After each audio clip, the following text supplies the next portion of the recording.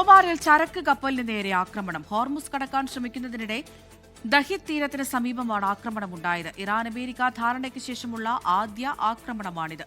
മുഹമ്മദ് റഹീസ് ഉണ്ട് ദുബൈയിൽ നിന്ന് വിവരങ്ങൾ നൽകാനായി. റഹീസി സൂചിപ്പിച്ചതുപോലെ അമേരിക്ക ഇറാൻ ധാരണയ്ക്ക് ശേഷം ഇപ്പോഴിതാ വീണ്ടും ഒരു ആക്രമണം റിപ്പോർട്ട് ചെയ്യുന്നു. എന്തൊക്കെയാണ് നമുക്ക് ലഭിക്കുന്ന വിവരങ്ങൾ? അമൃത, ഒരൽപ്പം ആശങ്കപ്പെടുത്തുന്ന വിവരങ്ങൾ തന്നെയാണ് നിലവിൽ ഒമാനിൽ നിന്ന് പുറത്തു വരുന്നത്. കഴിഞ്ഞ കുറച്ച് ദിവസങ്ങളായി ഇത്തരത്തിലൊരു കരാറിലോ അല്ലെങ്കിൽ ഒരു ധാരണയിൽ എത്തിയതിനു ശേഷം കാര്യമായിട്ടുള്ള ആക്രമണങ്ങളൊന്നും തന്നെ ഉണ്ടായിരുന്നില്ല. പക്ഷെ ഇപ്പോൾ ഒമാൻ തീരത്തൊരു ചരക്ക് കപ്പലിന് നേരെ ആക്രമണം ഉണ്ടായിരിക്കുന്നു, തീപിടുത്തം ഉണ്ടായി എന്നുള്ള വിവരം പുറത്തു വരികയാണ്. അത് നിലവിൽ അത് എവർ ലവ്ലി എന്ന പേരിലുള്ള കാർഗോ ഷിപ്പാണ് എന്നുള്ള വിവരങ്ങൾ പുറത്തു വരുന്നുണ്ട്.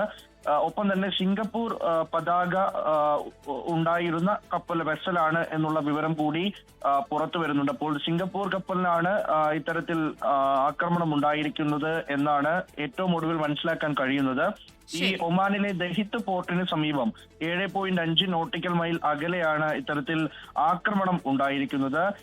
UKMTOയുടെ ഏറ്റവും ഒടുവിലെ അപ്ഡേറ്റ് പ്രകാരം നിലവിൽ എന്തായാലും കപ്പലിലുണ്ടായിരുന്ന ആർക്കും പരിക്കേറ്റിട്ടില്ല, ഒപ്പം തന്നെ വാതക ചോർച്ച ഉണ്ടായിട്ടില്ല എന്നുള്ള വിവരം പുറത്തു വരികയാണ്. ആ നിലയ്ക്കാണ് ഏറ്റവും ഒടുവിലായി വിവരങ്ങൾ പുറത്തു വരുന്നത്.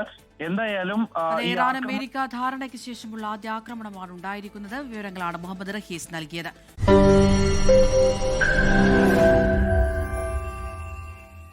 ലോകത്തെവിടെയായാലും ഏത് സമയത്തും 24 വാർത്തകളും ഓഗ്മെന്റഡ് റിയാലിറ്റി പാക്കേജുകളും എക്സ്പ്ലെയിനറുകളും വിശദമായി കാണാൻ ഞങ്ങളുടെ യൂട്യൂബ് ചാനൽ നിങ്ങൾക്ക് സബ്സ്ക്രൈബ് ചെയ്യാം.